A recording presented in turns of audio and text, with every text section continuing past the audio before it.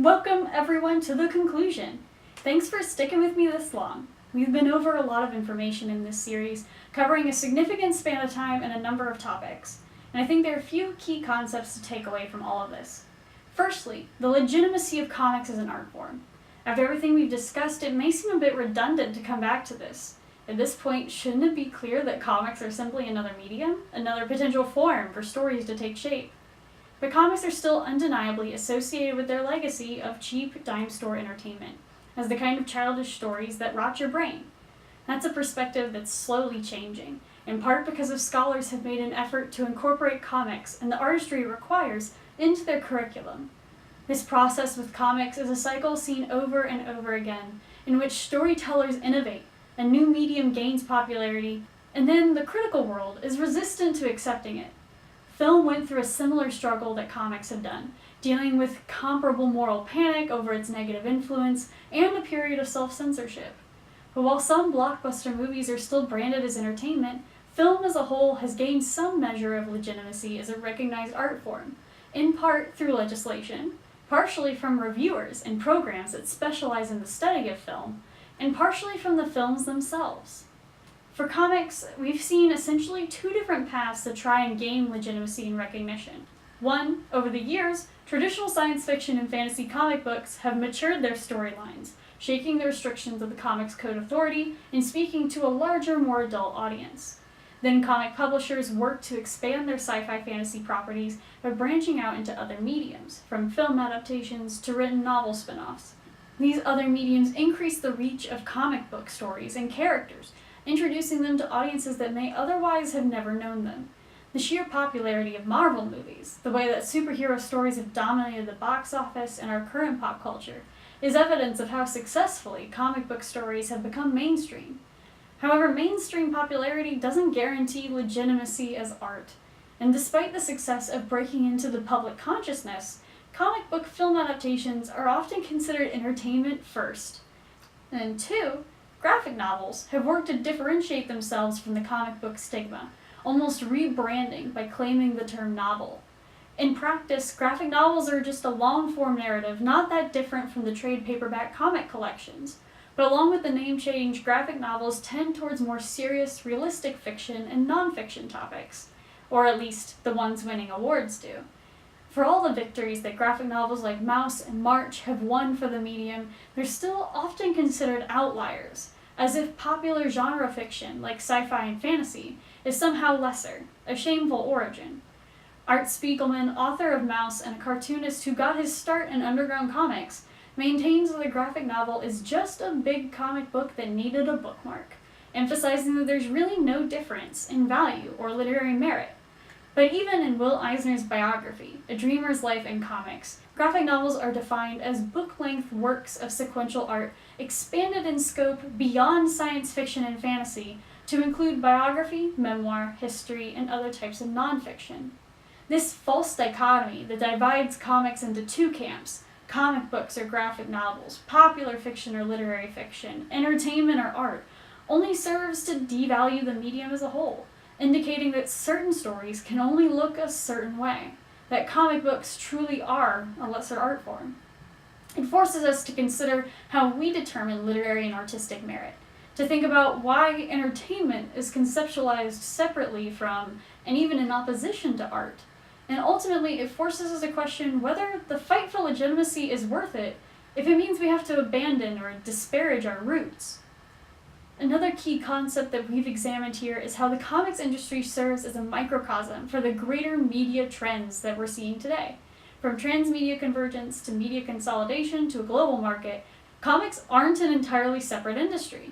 At this point of interconnectivity, where large conglomerates own and produce content across multiple platforms, and even small independent operations work to build their franchises through different mediums and partnerships, the comic industry is less about comic book publishing and more about intellectual property, utilizing all possible mediums to circulate content and earn profits. It's an important reminder that when we're critically examining media, especially in our modern landscape, we can't examine any one example or industry in isolation. On a related note, in this series, we were unfortunately unable to spend a lot of time discussing the expansive global comics market, a deeply complex topic in itself. From translation and licensing practices to Korean-based webtoon to the French bande dessinée to the popularity of comic IPs like Marvel superheroes in the global box office. We touched briefly on the global prevalence of the Japanese manga industry as media flows from one country across the world. The influence of American comics on Japanese manga and vice versa alone reinforces this understanding that no industry exists in isolation, always growing from new influences and adapting to wider audiences. Moving forward, an interesting avenue of research would be examining the differences and similarities between regional comic industries and attempting to draw those connections, determining influences and how the globalized market may be impacting the stories we tell. And finally, the advent of internet distribution platforms, increased technological access, and established monetizing structures have dawned a new age of how comic creators can get their start. Now it's not uncommon for artists and cartoonists to get their start online, self-publishing their comics independently as webcomics. This self-publishing revolution, which allows practically anyone to create a comic if they'd like to, has opened the door for more diverse voices to break into the industry.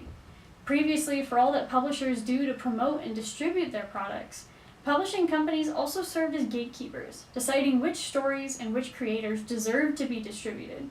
Now, to be fair, big-name companies like Marvel are improving, becoming increasingly more diverse and appealing to the fastest-growing demographic of comic readers, women 17 to 33. Miss Marvel is now a Pakistani-American Muslim teenager. Miles Morales, an Afro-Latino boy, is Spider-Man. And Riri Williams, an African-American teen, is Ironheart, taking over for Tony Stark. But that's not the point. The point is that increased opportunities to self-publish mean that creators don't have to wait for approval to put their story, their voice, out into the world. Platforms like Kickstarter and Patreon provide viable ways for independent creators to fund their art, and social media helps them build their own audiences. It's enough that savvy publishers are taking notice, realizing that they can benefit from working with these independent creators. We saw this with The Adventure Zone, we saw this with Homestuck, and we've seen it with webcomics like Check Please, which, after successfully self-publishing 3 volumes through Kickstarter, was picked up and published by First Second Books. In that way, internet distribution and webcomics have also begun to revolutionize talent acquisition for more mainstream publishers. And what might be the coolest aspect of all these changes is that webcomics have begun to shift our very concept of what the comic medium can look like. No longer are comics bound to the same standard page size, flipping page by page through static image. Now, creators are making multimedia works that challenge our idea of what comics can be, that blur the line between sequential art and animation and film. Homestuck changed the game, telling a story through internet mediums, from chat dialogues to online video games, and breaking our concept of what a story could look like, all the way down to fan collaboration. Multimedia stories, and specifically multimedia webcomics, have heralded what may become a new age of storytelling. Transmedia convergence has already primed audiences to make those connections, coalescing information from multiple media sources. So maybe it's not too far-fetched to presume that we'll only see more multimedia stories in the future, effectively fusing the disparate parts into one cohesive experience to enjoy. One thing's for sure, I'm excited to see what shapes our stories take. After all, we're only just getting started. Thank you all so much for joining me here in my little comic corner. If you're interested in learning more about the comic industry, from where it's been to where it's going, highly recommend checking out some of the fantastic existing literature out there, including some books I've referenced in this series.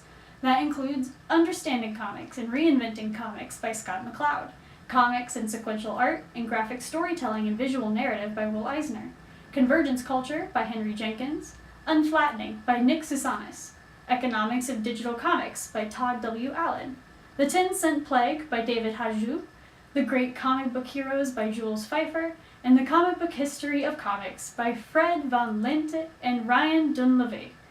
And of course, that only names a few of the many resources and works that delve deeper into the topic. Once again, thank you all for watching. I hope you enjoyed. Happy reading, everyone.